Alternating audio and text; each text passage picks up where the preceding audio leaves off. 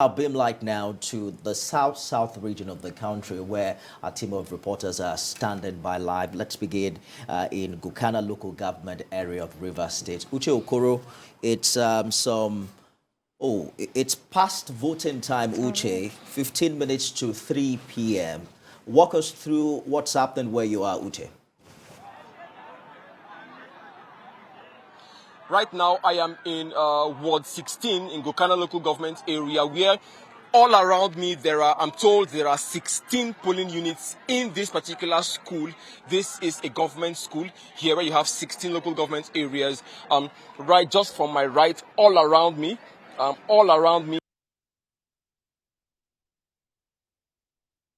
Total of 16 polling units that you can see on your screen, all fully packed with voters. In some of them, voting is still ongoing, but in some of them as well, sorting and counting has rounded off, and winners have been declared at this polling.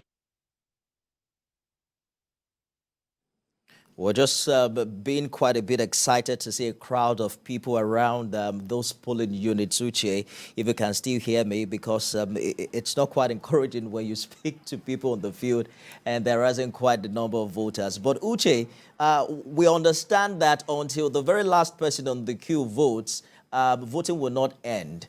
How far would you say that they have gone in these polling units that we are seeing behind you? Well, I think the pictures can pretty much speak for me right now. I'll just step away now so you can see directly behind where I was standing seconds ago. You can see there is still a very large crowd, right? Just behind me, indicating that the exercise is still very far from over in Ward 16. People are still here. In some of them, if you look right there, I'm coming back into the frame now. If you look right there, you can see that sorting is ongoing right there. Also here, sorting and counting is also ongoing. And while in a few of the 16 polling units here, voting is still ongoing, but in quite a number of them as well, voting has wrapped up. But the crowd you still see here are waiting to ensure that they see the process through to the very end where a winner is announced. All right, you can hear the shouts are beginning to erupt there, indicating that a winner has been announced. Right there, exactly. You can see you can see the celebration there, indicating that a winner has been announced in that polling unit, has been wrapped up there. So that's the situation. Sorting and counting is pretty much going on in many areas. The crowd you see here, crowd of people who have cast their vote, have decided to stay put to see sorting and counting and see that these results are uploaded on the IREF portal of the commission. So that's the situation in Gukana local government area right now. Uche, there are reports of voter intimidation that were following online. Did you witness any, and how did it go in this particular location where you are?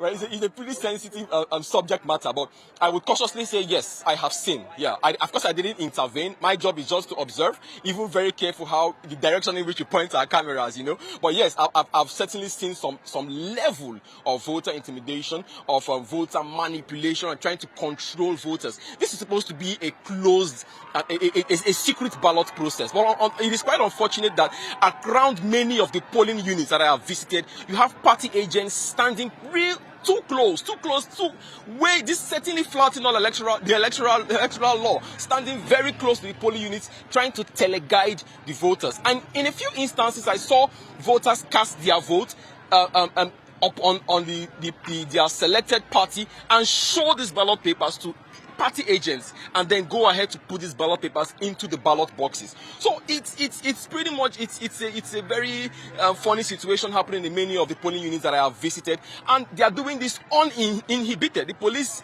that are deployed to these polling units have done nothing to intervene. I'm talking about the places that I have visited. I've seen this happen. So this is not hearsay, but because of the sensitivity of the situation, we're very careful how direction in which we point our cameras. So yes, but you also recall that yesterday in Port Harcourt, a coalition of police political party candidates staged a protest to the police command headquarters in Port Harcourt, where they met with the Commissioner of Police in charge of election, newly deployed to Rivers State, and they laid these complaints that town criers went around the town announcing that if you're not going to vote for a particular political party, don't even attempt to come out. And they have said that these things have actually played out. So yes, if you ask me, I'll say yes, I've seen this happen. Alarms were raised, and I've seen this happen to some extent, but it hasn't been done violently. But I've seen some subtle control that party agents have tried to exert upon voters who have come to the polling units to cast their votes. The allegations that were even made in days leading to this election, did you get any reaction from the police commissioner, for instance, and other security operatives that were supposed to police this election? Yesterday, when I covered that protest by 4 governorship candidates in a rare show of solidarity, I must say, in Rivers State, 4 die-hard governorship candidates came together for the first time to speak in one voice, and they led a peaceful protest to the police headquarters, where they laid their complaints that their members were being arbitrarily arrested. They called for the release of people they described as political prisoners in the build-up to this election. So they went to meet with the police, but I wouldn't say we were all waiting for that meeting to take place, and then the officer who they went to meet, I think that was the AIG or the Commissioner of Police, one of them, drove off and said he had an appointment and he was going to return. Unfortunately, the candidates were unable to wait. They addressed the press and they left. They weren't able to secure any commitments from the police as regards their complaints. But later in the day, I was at the state Secretariat of the Nigerian Security and Civil Defense Corps, and I put the same question to the state commandant, and Michael Oga, and I asked him, there are a lot of complaints of aiding and abetting, security agencies aiding and abetting, and he has said none of these reports have come to him directly, none of his officers have been indicted or named, and that the 6,000 of them that they are deploying for this election have been strictly warned not to engage in these partisan activities. So that's the reaction. Right now, I can say the police have said, yes, we've received some of these complaints and they will be investigated. Investigations.